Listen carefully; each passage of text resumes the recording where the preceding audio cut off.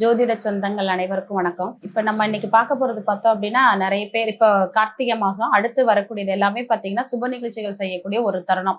Maximum பார்த்தீங்கன்னா சுப நிகழ்ச்சிகள் செய்யறதுக்கான ஒரு தருணம் தான். ஏன்னா இப்ப கார்த்திகை, அடுத்து மார்கழி, தை, மாசி இதுல பார்த்தீங்கன்னா நிறைய சுப நிகழ்ச்சிகள் செய்வோம். அது நம்ம எந்த மாசத்துல பண்ணா நமக்கு ரொம்ப சிறப்பா இருக்கும். பொருத்தம் பார்த்திருப்போம், ஜாதகத்துல 10 பொருத்தம் நல்லா இருக்கும். அதே மாதிரி வீடும் பார்த்து பார்த்து கட்டியிருப்போம்.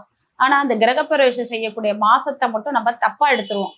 அதனால பார்த்தீங்கன்னா நமக்கு கிடைக்கக்கூடிய அந்த நன்மைகள் நமக்கு கிடைக்காம போகும்.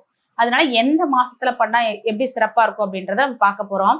அதாவது நீங்க உங்க முன்னோர்கள் இறந்த மாதமா வரக்கூடாது, சரிங்களா?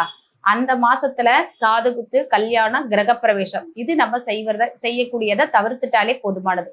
அடுத்தது நீங்க சுப நிகழ்ச்சிகள் செய்வீங்க இல்லைங்களா? அப்போ அந்த பிறந்த ஜென்ம மாதத்திலையும் நம்ம எதுவுமே செய்யக்கூடாது. இதை மட்டும் நீங்க தவிர்த்துட்டு இந்த சுப நிகழ்ச்சிகள் செஞ்சு பாருங்க. ஆட்டோமேட்டிக்கா உங்களுக்கு நல்லது வரக்கூடிய காலகட்டம் உண்டு. இப்போ பொதுவா பாத்தீங்கன்னா, அதாவது பொண்ணு மாப்பிள்ளை அப்படி திருமணத்துக்கு மட்டும் பாக்குறோம்.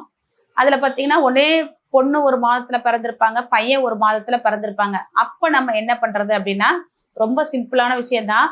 நீங்க பிறந்த மாதத்துல இருந்து 5வது மாதம் சுபம். அதே மாதிரி இந்த பொண்ணு பிறந்த மாதத்துல இருந்து 5வது மாதம் சுபம். இப்போ உதாரணத்துக்கு பையன் கார்த்திகை மாசம் பிறந்திருக்காருன்னு வச்சுக்கோங்க.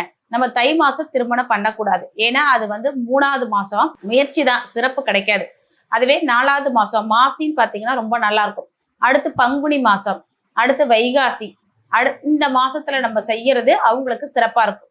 இதே கான்செப்ட்ல தான் நீங்க பொண்ணுக்கும் பார்த்துக்கணும். இப்படி பார்த்து வச்சிங்க அப்படின்னா அந்த சுப நிகழ்ச்சியும் நல்லா இருக்கும். நம்மளுடைய வாழ்க்கை பயணமும் சிறப்பா அமையறதுக்கான நல்ல வாய்ப்புகள் உண்டு. இதை பயன்படுத்தி பாருங்க. உங்களுக்கு நல்ல சந்தோஷமான வாழ்க்கை வாழ்வதற்கான தருணம் உண்டு.